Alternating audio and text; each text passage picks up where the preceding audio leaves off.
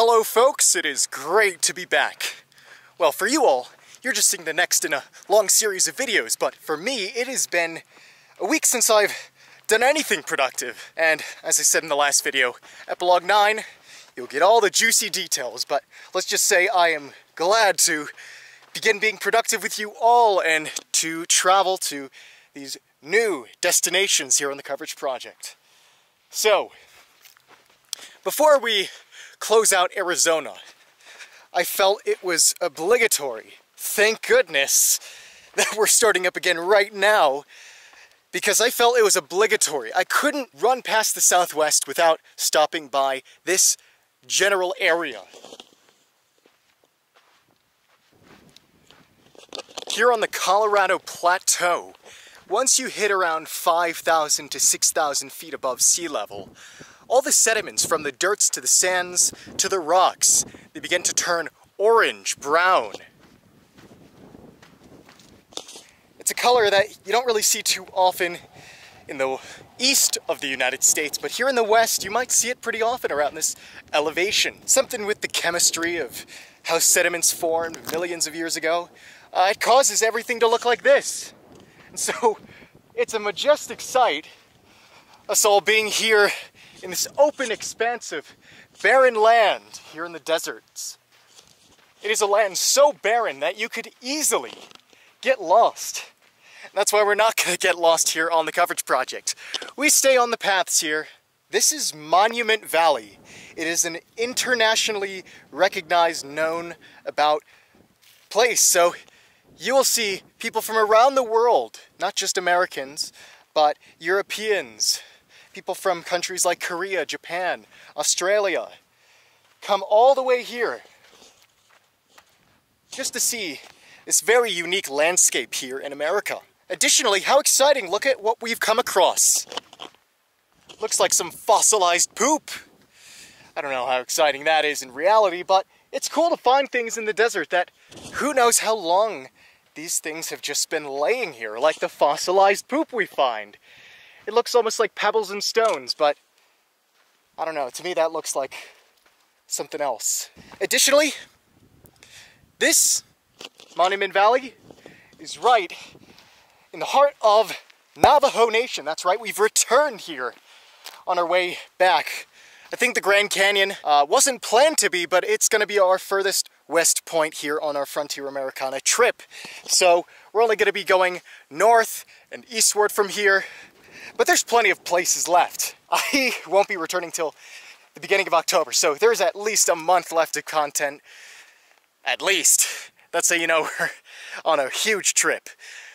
But yeah, Navajo Nation. This area, a very, very sacred place to the Navajos and other indigenous groups here in the Southwest. And it's no wonder they deem this sacred. Look at all these mesas and buttes.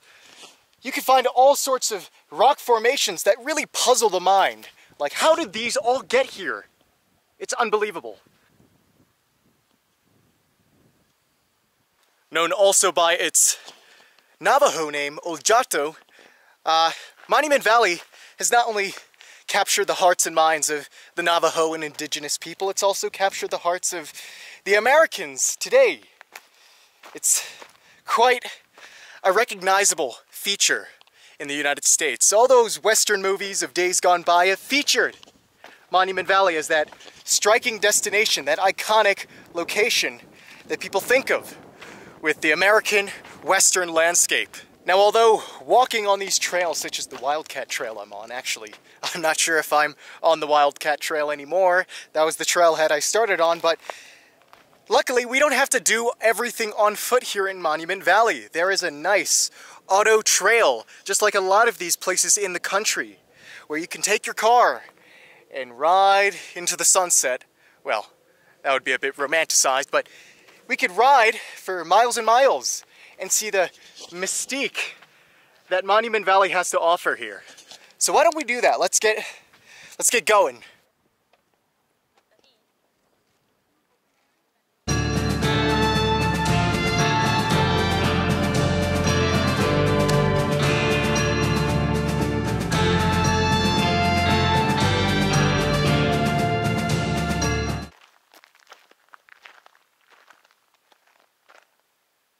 So the million-dollar question is, why is this place called Monument Valley? Well, now that I think about it, it's more of like $100 question. The answer's obvious. All of these mesas and buttes and spires, these are the monuments. So how did these mesas and buttes and spires come to be all around here? Well, the answer is weathering and erosion. So over millions of years, these layers of sediment and rock were weathered down. At first, mesas appeared. Those were the large, long sections of rock. But then as they continued to get worn down by the forces of nature, they became buttes, a little smaller, but you could still see a general proportional shape. And then, after even more weathering, they become spires like the Three Sisters up there. Long, narrow, chimney-like structures, all naturally carved. And that's what makes Monument Valley so special, magical almost. This is entirely natural. No bulldozer came in and decided, we're gonna carve some beautiful natural looking sculptures. No, this was all natural.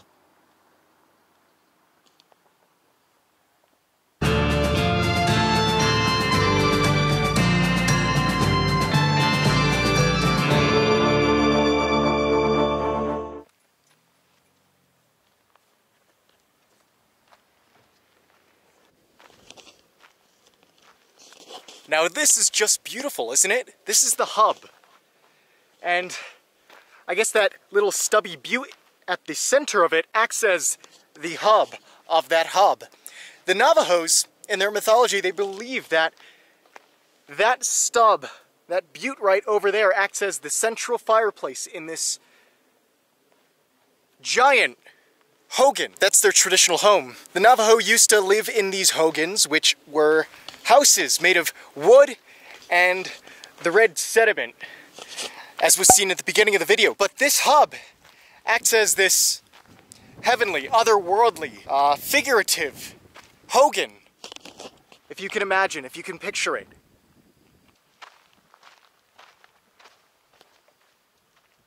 Now this is quite the impressive mesa, isn't it? In this desert land in northern Arizona, all across the southwest, you're not going to have much rain. Although we on the coverage project have experienced quite a lot of rain and torrential downpour as we've traveled through the southwest. Usually, that's not the case. And so, the Navajo would come to this rain god mesa, and the shamans and the medicine men of the Navajo, they would come here and they would pay their respects to the rain god, because in this mesa hold natural aquifers, and you could see it in the dark streaks.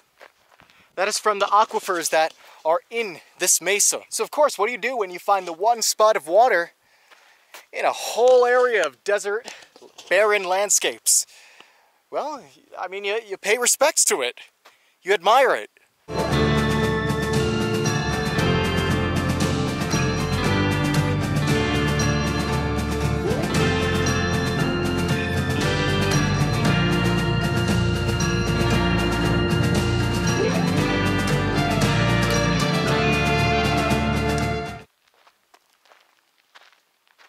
We have reached the point on our Frontier Americana Tour where we are in the area of what I consider America's geographically strangest anomaly. This is the only part of the US where 4 political subdivisions meet at one place. And if you are enthusiastic about geography and all things surrounding that, like me, you will know exactly where we are.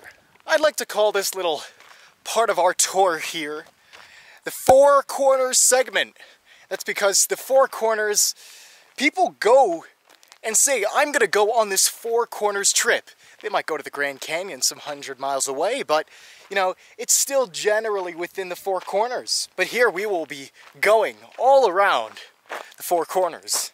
Just a little deviation. We'll be in a couple states all at once, so it'll be hard to really track which state we're going to be in at one time. It's not like we're going to be in one state for a couple days, then another state, systematically in a nice order. We're going to be jumbling around a little bit. So, to make it easy, Four Corners segment. given that we are very close to the Four Corners itself, this might as well be our debut video into the Four Corners region. So I hope you enjoy the next few string of videos, string of adventures that we'll be going on, because this has been a part of the country I've long wanted to visit, and I'm glad we could do it on the coverage project together. Let's not get ahead of ourselves. We still have a video to end here in Monument Valley. So yeah, what a great day it was here in this treasure trove of natural splendor. Believe it or not, although this tribal park is in Arizona, we are very, very, very close to the Utah border, a state we have not yet visited. Sadly enough, we would have already visited had things gone a different course in life, but whatever, I can't complain about how things have gone so far. But yes, Utah is just next door to us right here in Arizona.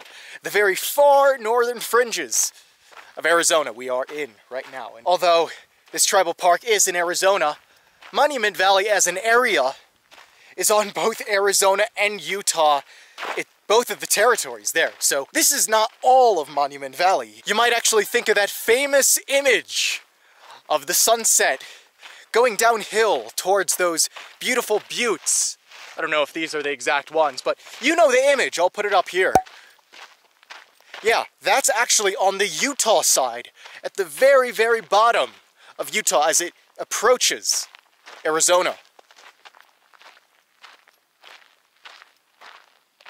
To conclude, Monument Valley is the Southwest at its finest, rooted in Native American mythology and ingrained in American lore. There's much to offer here, much more than what we visited today. It's a shame that we only have one day. I did plan for 2 days. I'm not going to complain about circumstances any more than I should be. But everyone says, you go to the Southwest, you gotta visit Monument Valley. And they're right.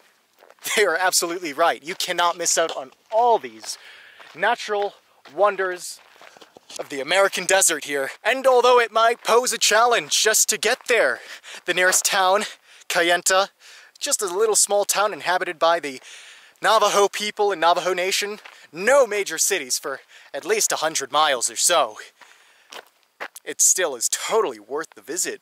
I mean, look at this. Look at all this.